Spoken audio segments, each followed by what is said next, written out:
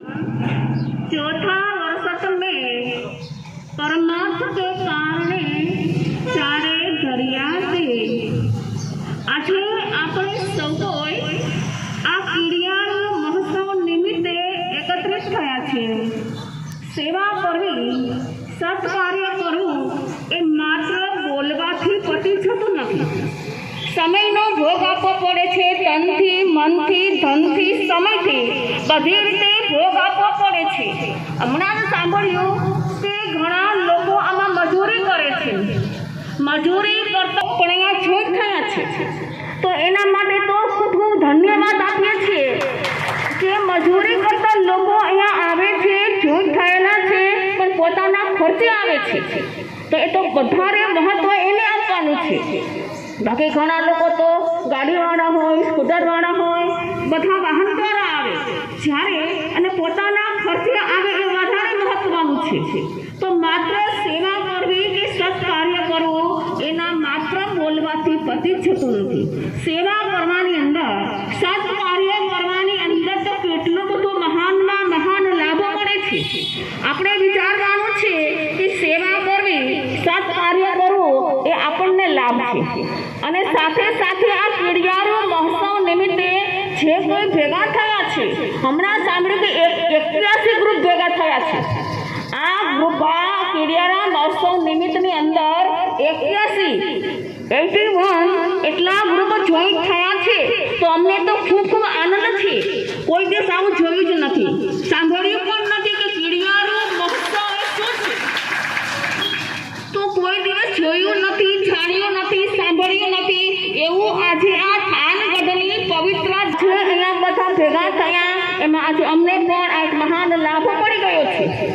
તો આપણે વિચારવાનું છે કે આમાં સેવા કરવાથી, સત્કાર્ય કરવાથી આપણને તો લાભ છે, પણ આ સત્કાર્ય અને સેવાનું કાર્ય ક્યારે થાય છે?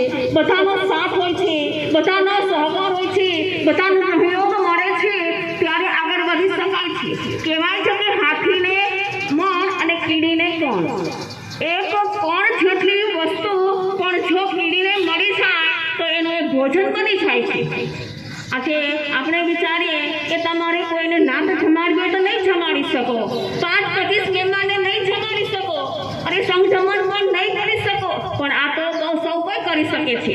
જેટલો સંગ જમણમાં કે નાતને જમાડવામાં લાભ મળે એથી વધારે, એથી વિશેષ કરીને આ કીડિયારા મહોત્સવ નિમિત્તે બધા ભેગા થયા, એમાં તમે લાભ લીધો, એમાં મહાનમાં મહાન લાભ રહેલો છે। આ કીડી એ તો શું છે? એ કંઈ બોલે છે, જાણે છે, કોઈને ઓળખે છે? કંઈ જ નથી। એક અબોલ, એક નાનું એવું જંતુ પ્રાણી છે।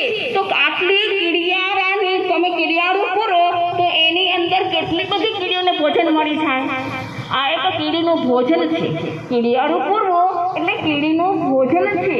જેમ તમે સંખમણમાં કે નાતમાં જમવા જશો ત્યાં તમને લાડુ મળશે, આ કીડીના લાડુ છે। તો ખરેખર એમાં ઘી છે, તેલ છે, ગોળ છે, લોટ છે, બધું જ છે। જે નાળિયેરની અંદર તમે બધું ભરેલું, તો આ એક છૂટો લાડવો છે। તો આ કીડીને કેટલું બધું ભોજન મળી જાય છે।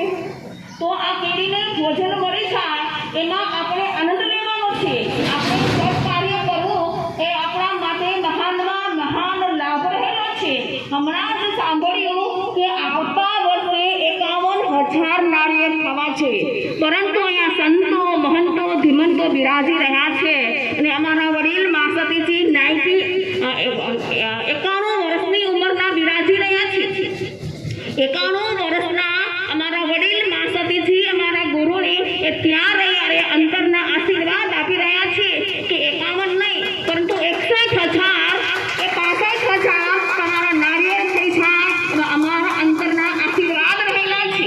આજે જોઈ રહ્યા છે કે બધાના મુખ ઉપર કેટલો આનંદ રહેલો છે।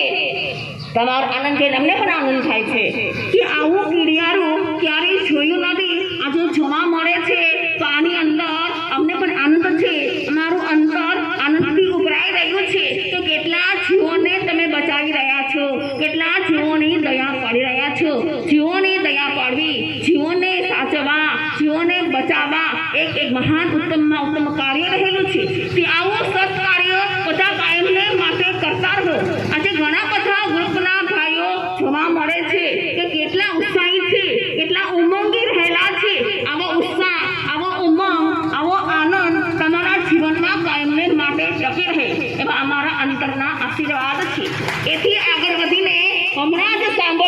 કે 11,000 વૃક્ષનું રોપણ કરવાનું છે. તો ખરેખર વૃક્ષનું રોપણ એમાં પણ કેટલો બધો મહાન લાભ છે. એટલે કે તરુવર સરોવર સંત જન ચોથા વર્ષ તમે પરમાત્મા કે કારણે ચારે ધર્યા દે. વિચાર કરો કે સરોવર એટલે વૃક્ષ છે એની ઉપર ફળ થાય છે, ફૂલ થાય છે, પણ એનો ઉપયોગી આવે છે એ બીજા માટે છે ને. જેને કેટલું એ કષ્ટ સહન કરે છે, ઉપર વરસાદ વરસે છે, ઠંડી પડે છે, તાપ અને તડકો, એ વૃક્ષ એટલું બધું સહન કરે છે. એ કોના માટે? વટે માર્ગ માટે. વટે માર્ગોને સરસ મજાની શીતળ છાયણી મળે, વટે માર્ગોને સરસ મજાના ફળ અને ફૂલો મળે, એના માટે આ વૃક્ષ રોપણ છે. તો તમારું વૃક્ષ રોપણનું સત્કાર્ય પણ જલ્દી પૂર્ણ થાય, તમારી ભાવના જલ્દી સફળતા મળે એવા અમારા અંતરના આશીર્વાદ છે. આવા વૃક્ષની પ્રાપ્તિ થાય છે. તો એની અંદર પણ તમે બધા ખૂબ આગળ વધો. તમે બધા સક્રિય છો, સત્કાર્યની અંદર આગળ વધે એવા છો.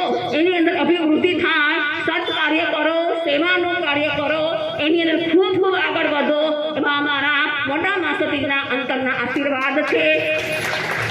આટલા બધા ગ્રુપોને જઈને આનંદ આવે છે કે નાનાઓ છે, મોટા છે, ઘણા બધા જોઈન થયેલા છે.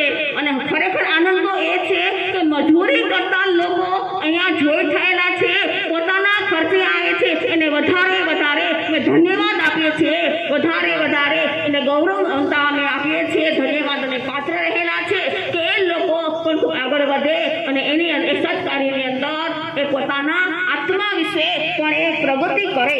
આની અંદર પ્રગતિ કરો. આપણે પ્રગતિ કરવાની છે. માનવનો ભાવ મળ્યો છે, મનુષ્યનો જન્મ મળ્યો છે એ શા માટે? ગતિ કરવા માટે નહીં, પ્રગતિ કરવા માટે. દરેક અનેમાં પ્રગતિ કરવાની છે. સાધના આરાધનામાં પ્રગતિ કરીએ, ધર્મમાં પ્રગતિ કરીએ, અસત કાર્યની અંદર, સેવાના કાર્યની અંદર કાયમને માટે પ્રગટા રહો એવા અમારા અંતરના આશીર્વાદ છે. ઓમ શાંતિ. ખૂબ ધન્યવાદ. વેળાવદરથી અમારા વિષ્ણુદાસ